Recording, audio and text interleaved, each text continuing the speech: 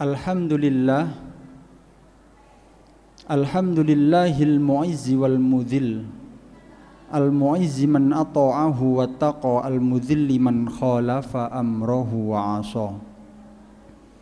Ahmaduhu subhanahu wa ta'ala ala kulli ni'mah.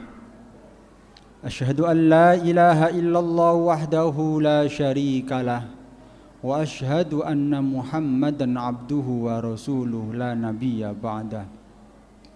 Allahumma salli wa sallim wa barik ala sayyidina Muhammadin al-Mustafa wa ala alihi al-mujtaba, salatan wa salaman daimaini mutalazimaini ila yaumil qiyamah.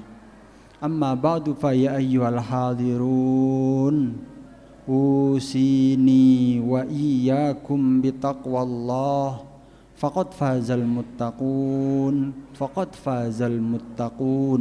wa qala Allah ta'ala fi kitabihil karim, a'udzu billahi minasy syaithanir rajim, bismillahirrahmanirrahim, wabtaghi fima atakallahu ad-daral akhirah wala tansa nasibaka minad dunya wa ahsin kama ahsanallahu ilaik wala tabghil fasada fil ard innallaha la yuhibbul mufsidin. Shadaqallahul azim. Ma'asyiral muslimin rahimakumullah, pada kesempatan yang baik di tempat yang mulia dan suci ini, hal yang penting yang harus senantiasa tertanam di dalam sanubari kita adalah taat kepada Allah Subhanahu wa ta'ala. Oleh karenanya wasiat takwa adalah wasiat yang sangat penting sekali untuk senantiasa diupdate, untuk senantiasa disampaikan, untuk senantiasa digaungkan. Mari kita bersama-sama saling mengingatkan bahu-membahu dalam langkah peningkatan ketakwaan kita kepada Allah Subhanahu wa ta'ala. Ma'asyiral muslimin rahimakumullah, ayat yang saya baca di atas, ayat yang saya baca barusan ada di surat Al-Qasas ayat 77. Ada banyak sekali informasi-informasi penting pada ayat ini.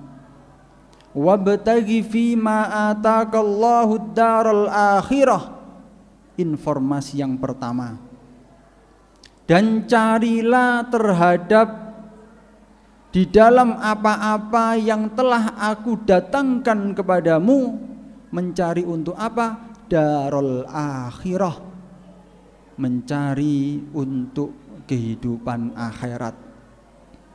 Informasi yang pertama ini Allah memberikan perintah sekaligus kabar. Perintahnya adalah kita disuruh berpikir tentang desa akhirat. Pikiran utama kita harus desa akhirat. Ma'asyiral muslimin rahimakumullah, artinya ayat ini, yang penggalan ayat ini, informasi yang pertama ini, sampean semua, kata Gusti Allah, hidup di dunia ini tak sangoni, tak tekakno kebutuhanmu. Nek wis tak tekakno kebutuhanmu, mikiro dunya akhirat. Ma'asyiral muslimin rahimakumullah, makna gampangannya seperti itu.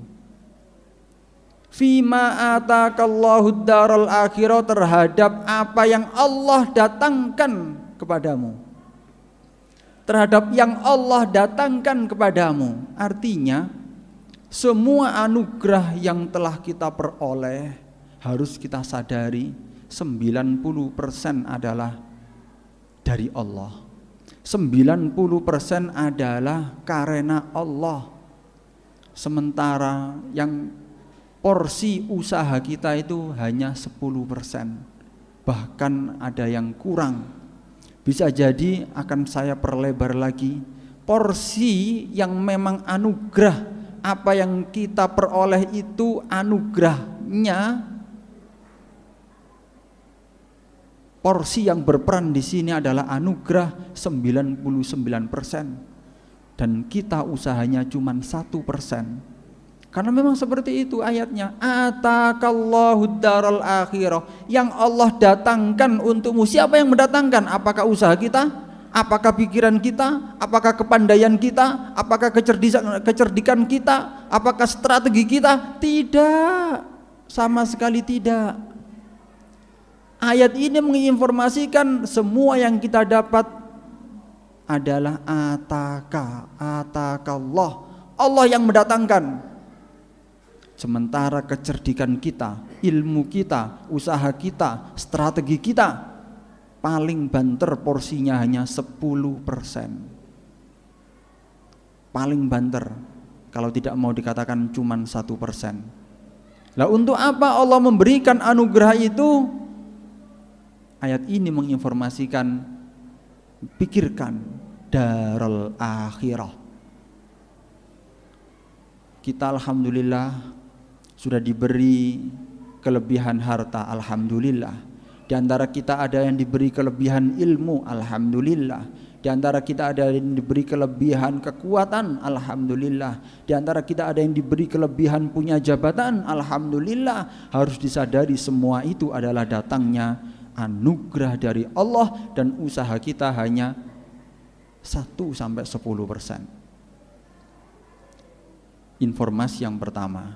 Dan untuk menyambut informasi ini, bahwa bulan depan kita sudah memasuki hari raya Idul Adha. Di situ ada perintah udhiyah, di situ ada perintah penyembelihan hewan kurban. Ma'asyiral muslimin rahimakumullah, dalam fikihnya penyembelihan hewan kurban ini ada dua pendapat. Ada yang menghukumi bahwa ini adalah wajib, terutama bagi yang mampu. Wajib terutama bagi yang mampu. Siapa yang berpendapat seperti ini? Abu Hanifah. Wajib. Kenapa kok sampai berani-beraninya Abu Hanifah mengatakan bahwa melaksanakan penyembelihan kurban bagi orang yang mampu itu wajib? Dalilnya jelas, ancamannya jelas. Dalilnya kita disuruh menyembelih, inna a'tainakal kautsar fasalli li rabbika wanhar. Memang di sini ayat ini untuk Rasulullah. Rasulullah wajib, ya. Rasulullah wajib, ini kesepakatan seluruh ulama bahwa Rasulullah wajib menyembelih udhiyah. Tapi untuk umatnya berbeda pendapat. Di balik semua perbedaan pendapat itu Abu Hanifah, yang jelas ini adalah perintah dari Allah. Fasalli li rabbika wanhar. Tegakkan salat untuk Tuhanmu, laksanakan salat karena Tuhanmu. Wanhar, dan sembelihlah kurban. Jelas. Dan kaidah al-aslu fil amri al-wujub. Asal dari perintah adalah wajib. Makanya Abu Hanifah menggarisbawahi bahwa karena perintahnya jelas, tegas, dan ancamannya juga jelas, maka hukumnya adalah wajib bagi yang mampu. Ancamannya yang jelas itu apa? An Abi Hurairah radhiyallahu anna Rasulullah sallallahu alaihi wasallam qala. Hadis ini diriwayatkan dari Abu Hurairah bahwasanya sungguh Rasulullah sallallahu alaihi wasallam bersabda, "Man kana lahu sa'atun," barang siapa yang mempunyai sa'ah, kelonggaran, kejembaran, walam yudhhi, tapi tidak mau melaksanakan penyembelihan udhiyah, tidak mau berkorban, fala yaqrabanna musallana, ojo parek-parek nanggone tempat salatku. Jelas Rasulullah marah kalau ada orang mampu tidak mau berkorban. Oleh karenanya Rasulullah enggak mau ada orang mampu enggak mau berkorban kok berkumpul dengan kami di musola ini, tidak mau berkumpul dengan kami di masjid ini. fala yaqrabanna musallana, ojo parek-parek musolaku, kata Rasulullah. Ma'asyiral muslimin rahimakumullah, oleh karenanya Abu Hanifah wajib. Tapi ada yang mengatakan, berpendapat bahwa menyembelih hewan kurban adalah sunnah, dan ini adalah mayoritas. Syafi'i, Maliki, Hambali semuanya mengatakan sunnah, yaitu sunnah muakkadah. Ma'asyiral muslimin rahimakumullah, sekarang iman kita yang terpanggil.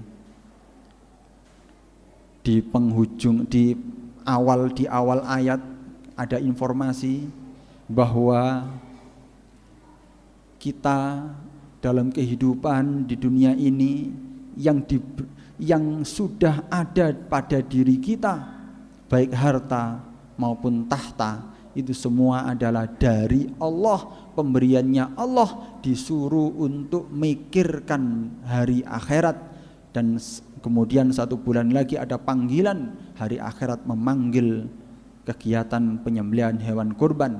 Mari kita laksanakan, mari kita ramaikan, mari kita ikut berpartisipasi dalam penyembelihan hewan kurban ini. Yang mampu monggo silakan berkorban. Kita melaksanakan syariat Allah Subhanahu wa ta'ala. Kita mengikuti, terserah mengikuti yang wajibkah atau mengikuti yang sunnahkah. Dan ukuran mampu adalah nisab. Kalau kita punya harta sebesar satu nisab itu 85 gram. 85 gram itu kalau dinominalkan sekitar 40 juta, 50 juta. Kalau kita kemudian tabungan kita sudah ada 50 juta dan kita mampu, harta kita, emas-emasan kita sudah ada 50 juta dan itu mampu, berarti kita sudah dikatakan mampu dan lebih baik kita berkorban. Cukup sekian khutbah kali ini, semoga walau sebesar biji dzarrah masih tersisa di hati sanubari kita dalam rangka peningkatan ketakwaan kita kepada Allah Subhanahu wa taala. Barakallahu li wa lakum fil Qur'anil azim wa nafa'ana wa iyyakum bima fihi minal ayati wa dzikril hakim wa taqabbala minni wa minkum tilawatahu innahu wal ghafurur rahim.